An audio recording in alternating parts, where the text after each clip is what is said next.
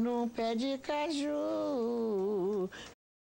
A seguir, Globo Ciência.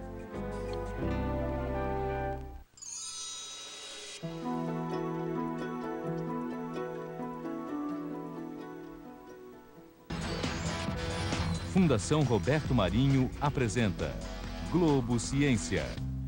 A matemática é mais importante que 10 mil olhos. A frase é do filósofo grego Platão, que viveu entre 427 e 347 a.C. Dizem que ele gostava tanto de matemática que mandou até escrever na entrada da academia fundada por ele, lá nos arredores de Atenas, a seguinte advertência: que não entre quem não saiba geometria. Agora me responde uma pergunta. Se fosse possível voltar no tempo, você entraria na academia de Platão? Eu sei com certeza quem entraria. Sabe quem é? Adivinha aí, pensa. Leopoldo Narbi, que é o nosso personagem de hoje da série do Globo Ciência sobre grandes cientistas brasileiros.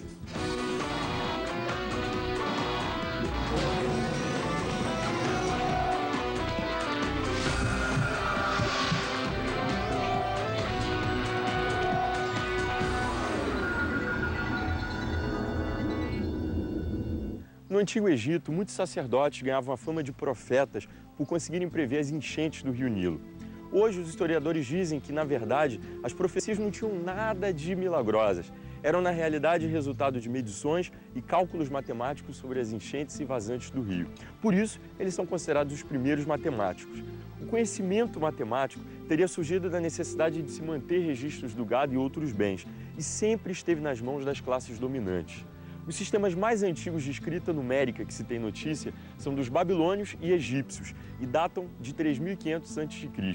De lá para cá, como dizia Platão, os números governam o mundo. E é o mundo da matemática que a gente vai conhecer agora, aqui, ó, no Instituto Nacional de Matemática Pura e Aplicada, mais conhecido como INPA. Vamos lá.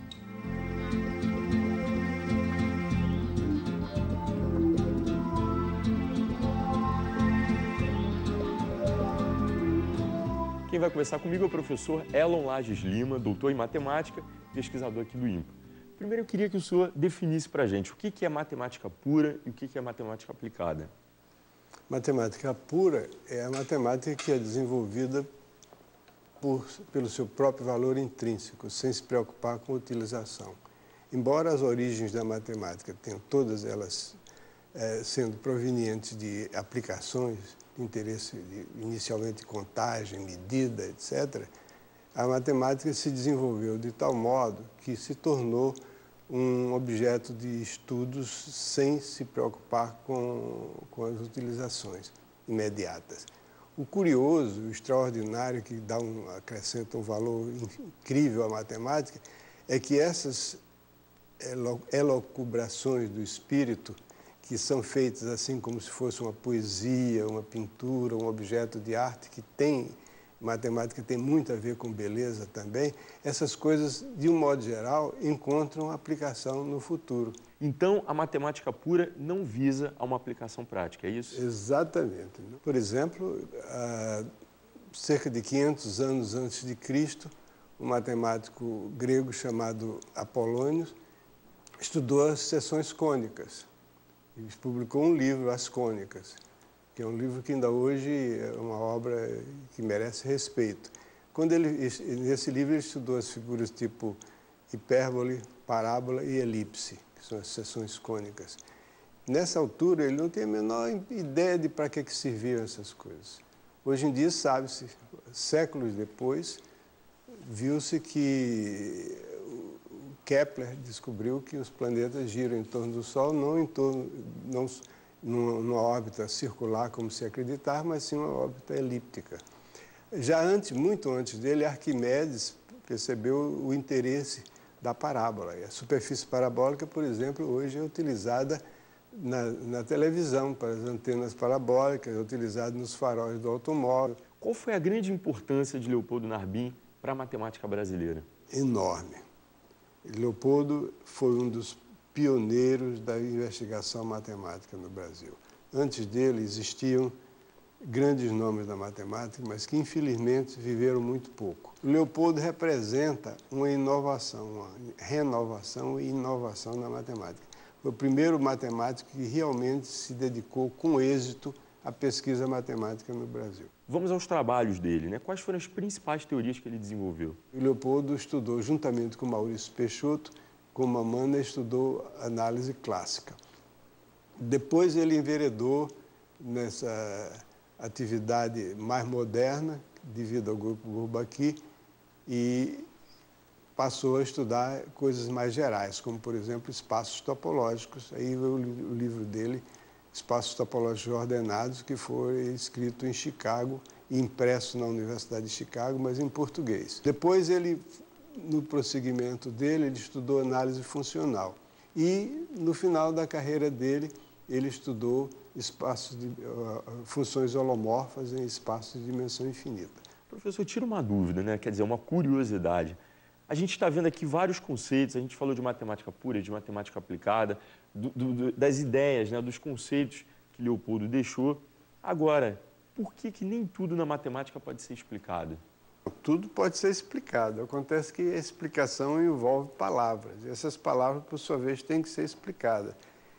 Então, você, para falar num certo nível, você pressupõe que as pessoas a quem você está se dirigindo têm conhecimento da sua terminologia. Então, por exemplo, do contrário, uma pessoa que não impossível. tenha conhecimento de matemática, em se tratando de um assunto tão complexo, é impossível ela entender do que se trata? É muito difícil? Eu acho que cabe aqui repetir aquelas palavras de Louis Armstrong. Minha senhora, a senhora perguntou para ele num banquete o que é jazz, senhor Armstrong. Ele respondeu, minha senhora, enquanto a senhora tiver que fazer essa pergunta, a senhora nunca vai entender a resposta. Quer dizer, você para falar com a pessoa, todo diálogo pressupõe que a outra pessoa tenha um conhecimento do significado das palavras que você vai usar. Se você tiver que definir todas as palavras que você vai usar, você nunca vai terminar, você nunca vai conseguir se encontrar. Professor, muito obrigado pelo encontro, valeu pela entrevista. De nada.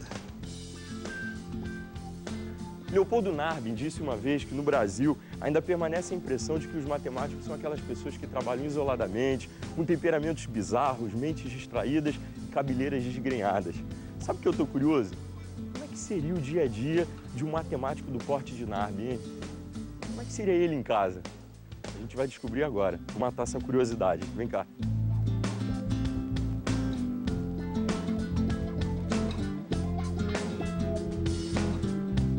Quem vai nos receber é André Narbin, filho do matemático Leopoldo Narbin.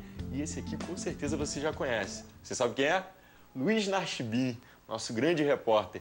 Ou seria Luiz Narbin? Primeiro, eu queria entender a diferença de sobrenome de vocês. Vai explicar. Eu explico que a deturpação se deu por minha causa, né? Meu pai até ficava bravo na época. Seu sobrenome é Narbin, meu filho. Ele dizia, pai, eu trabalhava em rádio na época, eu não posso ficar ao lado de todos os locutores da rádio explicando. Vamos agora chamar ao vivo o repórter Luiz Nachibin. A leitura nunca era Narbin. Até que eu resolvi adotar Nachibin, né? Entre Nachibin. E aí virou um nome artístico. Virou, na verdade, o meu nome real, porque eu me apresento em situações não profissionais também como Luiz Nachibin, né? Então, o Narbin... Agora, se eu faço uma referência ao meu irmão, ao meu pai, automaticamente sai o Narbin. Eu sou irmão do André Narbin, eu sou filho do Leopoldo Narbin. Muito prazer, Luiz Nachibin. André, você é matemático. Teve influência do seu pai? Mais ou menos. A influência principal que eu diria do meu pai é o fato de ver um profissional matemático, então saber que existe essa carreira, acreditar nessa carreira, conhecer o estilo de vida de um profissional, viajar, coisas que eu gosto, que ele também gosta, enfim. Então essa influência teve, mas ele nunca fez pressão para eu entrar para matemática, ele sempre me deu total apoio para eu ser estudioso. Fala um pouco pra gente sobre a vida do seu pai, né? Onde ele nasceu, onde ele estudou. Meu pai foi uma figura fascinante, assim, de uma complexidade, de uma simplicidade ao mesmo tempo que eu nunca vi, assim, é a figura do cientista. Ele nasceu no Recife, veio para cá trazido pela mãe para estudar na universidade, assim, a mãe percebeu que valia a pena investir no futuro do meu pai, né? Depois ele foi trabalhar fora, foi estudar fora, morou em Chicago, morou em Paris, morou em Rochester, nos Estados Unidos, que é a cidade onde eu nasci. E tem a impressão de que a vida do meu pai foi super voltada, concentrada para o trabalho e sempre também em harmonia, próximo da família. Assim, esses dois ingredientes eram fundamentais na vida dele. Como é que era Leopoldo Narbin em família? Muito meticuloso, muito organizado, tinha horário para isso, horário para aquilo, até horário para sair com o cachorro, tudo muito organizado, mas também muito integrado, adorava fazer brincadeiras, nós dois, inclusive, mais que a minha irmã, por sermos, né, meninos, fazíamos muita brincadeira com ele, adorava futebol, a gente assistia futebol junto, ele levava a gente para o estádio junto, então era um paizão, com aquele foco lá do cientista dele, de vez em quando se desconectava um pouquinho, eu peguei ele algumas vezes fazendo conta de cabeça durante almoço na casa do vovô, coisas engraçadas, aí fez uma continha com o dedo na mesa, aí eu olhei assim que ele estalou a língua, ele errou a conta e ainda apagou com o dedo a conta fictícia que ele tinha feito na mesa. Então, esse é um retrato do meu pai. Só tenho a agradecer o encontro, muito obrigado pela entrevista. Obrigado a vocês. Valeu mesmo. Obrigado a vocês, é um prazer enorme falar do papai. Um grande prazer falar com o papai. Leopoldo Narbin teve o seu primeiro trabalho publicado nos anais da Academia Brasileira de Ciências aos 19 anos, quando estudava engenharia. Um ano depois, aos 20, teve um outro trabalho publicado, só que no exterior. Depois do intervalo, você vai conhecer o trabalho de Leopoldo Narbin no Instituto Nacional de Matemática Pura e Aplicada, o INPA, e vai ver também como andam a pesquisa matemática e o ensino da matemática no Brasil. Não sai daí não, porque a gente volta rapidinho. É um minutinho.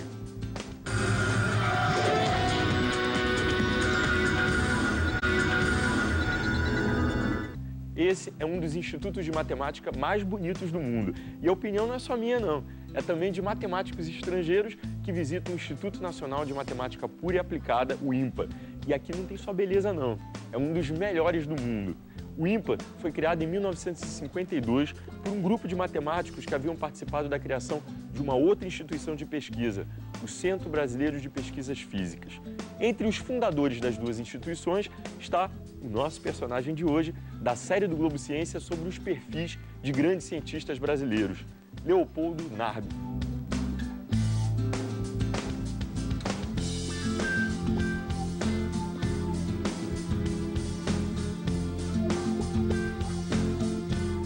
Eu vou conversar com o pesquisador Maurício Matos Peixoto. Ele é professor e um dos fundadores aqui do INPA, junto com Leopoldo Narbin e o professor Lélio Gama. Por que o INPA foi criado? Porque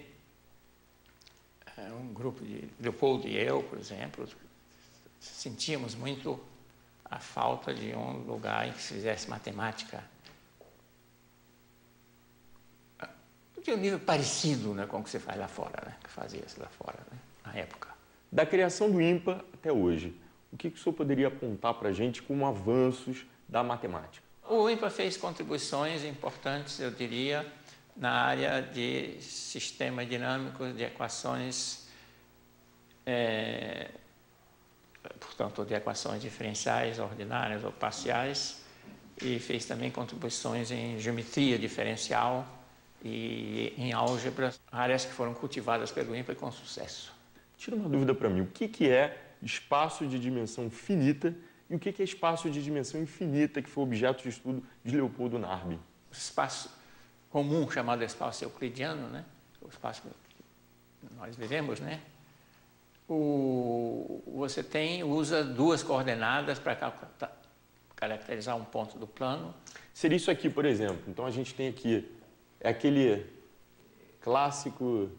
Isso. Aquelas retas, por exemplo, x e y.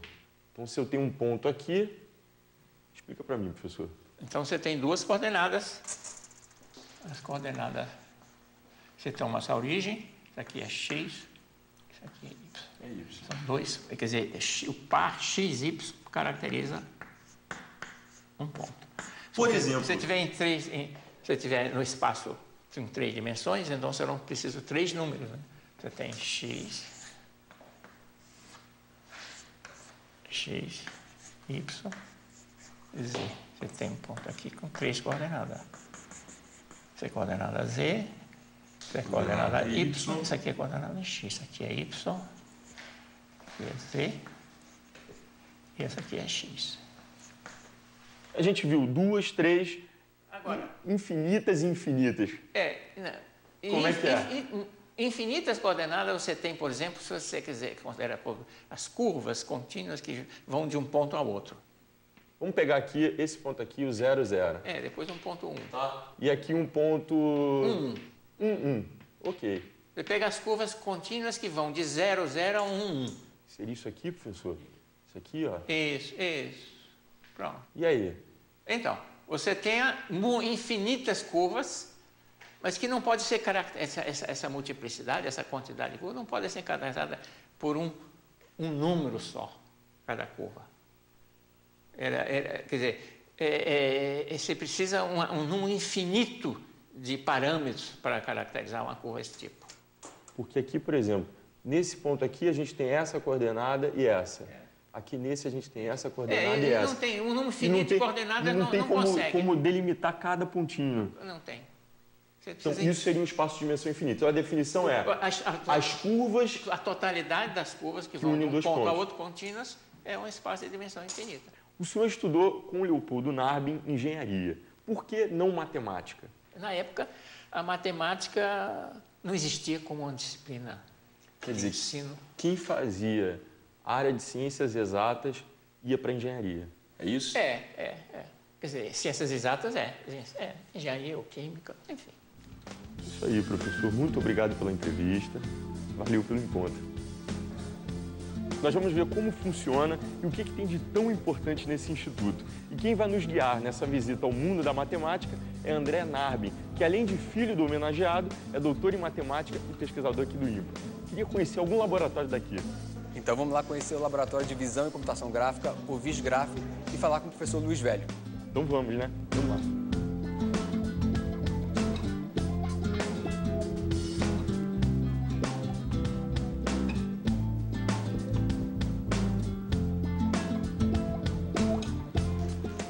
Alexandre, professor Luiz Velho, coordenador do VisGraf. Tudo bem? Você vai fazer o seguinte, eu vou conversar com ele, mas depois eu quero conhecer outro laboratório. Você me leva? Ok, tranquilo. Então vamos lá. Professor, VisGraf, o que acontece aqui? Bem, Alexandre, aqui é o Laboratório de Visão e Computação Gráfica do IMPA. E aqui o que nós fazemos é capturar imagens, analisar essas imagens, criar modelos matemáticos do mundo real baseado nessas imagens e depois usar isso para diversas finalidades, como visualização, simulação, etc. Então, essa sala onde nós estamos é o estúdio de fotografia computacional e vídeo digital. Então, nessa sala ela foi preparada para fazer aquisição de dados visuais para ser processados. Então, por exemplo, nós temos aqui equipamentos para captura de movimento de objetos e pessoas humanas para simular. Esse conjunto aqui. Exatamente. Essas câmeras elas fazem captura de pontos no espaço usando geometria projetiva e com isso nós analisamos e conseguimos recuperar o movimento de objetos e pessoas que são utilizados para várias finalidades, por exemplo, em medicina, em efeitos especiais de cinema, etc. E essa máquina aqui? Isso aqui é uma mesa interativa multitoque. Então, ela é parecida com aquela mesa Surface e parecida com esse dispositivo aqui, que ele consegue capturar a posição do meu dedo para interação. Só que aqui é uma mesa num tamanho maior, onde a gente tem vários programas que capturam a posição do dedo e eu consigo, por exemplo, desenhar aqui, colocar essas pecinhas aqui e com isso a gente consegue criar vários tipos de programas que permitem fazer coisas complicadas. Professor, onde é que tem matemática aqui? A matemática tem em uma porção de coisas, porque, por exemplo, nós temos aqui análise do movimento, então eu preciso fazer processamento de imagem para capturar as imagens que estão sendo mostradas aqui. Eu tenho que fazer calibração aqui, então essa mesa aqui ela está toda calibrada de maneira que a posição vai ser capturada de uma maneira precisa. Então aqui o ponto, quer dizer, aqui a gente tem uma... É uma grade. Uma grade bidimensional. Então, por exemplo, se o ponto está aqui, você tem a referência, seria esse ponto que é o 0, 0. Exatamente. Esse programa de análise de imagem, ele faz análise de imagem, faz o acompanhamento do dedo e passa em tempo real esses dados para outros programas, como aquele programa de simulação de fluidos, que usa esses dados para fazer uma simulação. Que outros programas de simulação que vocês estão fazendo aqui que poderão ser aplicados para o cotidiano? Nessa mesa, na verdade, tem uma série de programas que tanto fazem simulação, quanto, na realidade, são usados para, por exemplo, você manipular mídias interativas, como música. Então, a gente tem nessa mesa interfaces para você tocar música, para simular um instrumento virtual. Né? Que legal. A gente tem programas para você poder fazer animação, tem programas que juntam coisas físicas com animação, por exemplo, é um joguinho onde você usa física para simular a animação de personagens e pode criar uma história. A gente tem programas que são usados para educação, que ensinam a criança a, usando animação, criar histórias com objetos reais. Então, você pode ter personagens, né, que são usados, né, de maneira tangível. Então, você tem o recorte de um personagem que a criança coloca em cima da mesa e esse personagem é entendido pelo computador e você tem uma correspondência entre o objeto real e o objeto simulado no computador. Muito obrigado pela entrevista. Obrigado a você. E agora eu vou reencontrar o André Narbi. Vamos lá. Oi, André. Com licença. Estou de volta. Que trabalho que é desenvolvido aqui nesse laboratório? Bem, o nosso laboratório é o laboratório de dinâmica dos fluidos. Então, a gente trabalha com matemática aplicada a problemas de dinâmica dos fluidos. Então, temos 2 professores que fazemos parte desse grupo, tem um terceiro que está nos Estados Unidos no momento, e eu, por exemplo, trabalho com ondas na região costeira, e o meu colega, o professor Dan Marquezin, trabalha com reservatórios de petróleo. Aqui no IMPA, além de pesquisas, que cursos que são ministrados aqui? São ministrados cursos de mestrado e doutorado, então cursos só de pós-graduação. E os cursos no IMPA são cursos que um aluno que não é aluno do IMPA até pode fazer gratuitamente, pode se inscrever no curso como aluno de curso livre, mas o nível é altíssimo, porque é um nível de mestrado e doutorado, e pode fazer cursos, a maioria deles em matemática pura, ou seja, matemática abstrata, no qual o IMPA tem vários grupos de grande destaque internacional, ou nos grupos de matemática mais aplicada, como o do VisGraph, computação gráfica, o nosso de dinâmica dos fluidos, que também temos uma ótima inserção internacional. Vamos falar um pouquinho do ensino. Como é que está o desempenho dos estudantes de ensino médio e fundamental em matemática? Bem, é um pouco o reflexo do nosso Brasil, assim, a diversificação que nós temos. Nós temos alunos de altíssima qualidade, mas infelizmente nós temos também muitos alunos que precisam de uma educação melhor. E isso, vários esforços são feitos nessa direção. Do nosso ponto de vista aqui do IMPA, um esforço interessante são as Olimpíadas de Matemática, tanto a OBM, que é a Olimpíada Brasileira de Matemática, como a OBMEP, que é a Olimpíada Brasileira de Matemática nas escolas públicas. E no nível universitário é a mesma coisa, temos o IMPA e vários outros centros de muita boa qualidade e inserção internacional na matemática. Quais são as maiores dificuldades dos alunos? Olha, da minha experiência, do meu ponto de vista, eu acho que elas vêm, digamos assim, simplificando em 2 componentes. Uma, a motivação do aluno e um pouco também esse medo que todo mundo tem da matemática. Eu acho que muito desse medo que todo mundo tem da matemática tem a ver com o ensino da matemática. E o ensino da matemática nos leva ao professor, à motivação do professor, a um pouco mais do resgate maior da dignidade do professor como profissão, como educador, salários e tudo mais. Então, essas 2 coisas eu acho que caminham juntas. O aluno precisa ser mais motivado para encontrar dentro de si o talento e o gosto pela matemática e acabar com esse medo de eu não sei matemática, me foi mal ensinada, era uma coisa misteriosa, e que não é assim. Uma vez a ficha cai pela primeira vez, é uma delícia, você perde esse medo e passa a querer ver outras fichas caírem. Que soluções que você aponta para a melhoria da matemática no Brasil? Olha, eu acho até que o Brasil já tem tomado algumas providências, digamos assim. Essas Olimpíadas têm atraído muitos jovens. O Brasil tem a maior Olimpíada do mundo, com, sei lá, hoje em dia mais de 15, 18 milhões de alunos. Isso já cria um novo interesse pela matemática e eu acho que programa como o de vocês, as pessoas saberem que a matemática está em várias facetas do nosso dia a dia, que há um interesse por matemática em meteorologia, em cinema, em música, na própria academia, tudo isso vai despertar no jovem um interesse maior. Os professores também vão, quem sabe, saber estimular melhor os alunos. Aqui no IMPA a gente tem um programa de reciclagem de professores. A palavra reciclagem não é boa, mas é de aperfeiçoamento para essa atualização de técnicas e tudo mais. Tudo isso e mais vai na direção disso, da melhoria da qualidade do ensino e da melhoria da qualidade dos nossos alunos em matemática. Eu quero ver se você aí sabe matemática. A gente vai propor para vocês um desafio, só que vai ser no quadro negro. Vamos, André?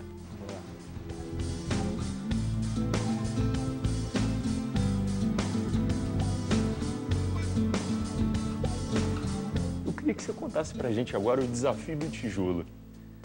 Bem, o desafio do tijolo, que uma vez me perguntaram, é o seguinte: um tijolo pesa 1 quilo mais meio tijolo. Quanto é que pesa o tijolo? Difícil, hein? Peraí.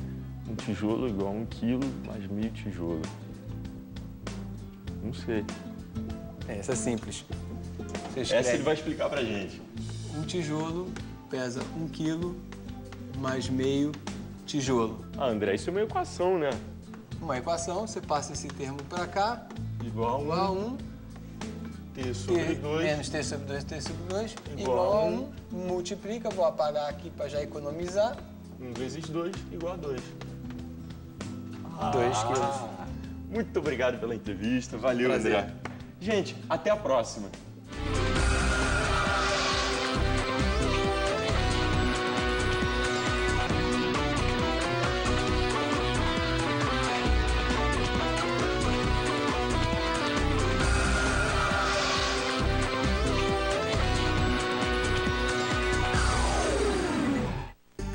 Neste domingo. Na série do Globo Ciência sobre grandes cientistas brasileiros, você vai ver como o sanitarista livrou o país de doenças como a febre amarela, a varíola e a peste bubônica. Globo Ciência. Neste domingo, 14h, no Futura. Os programas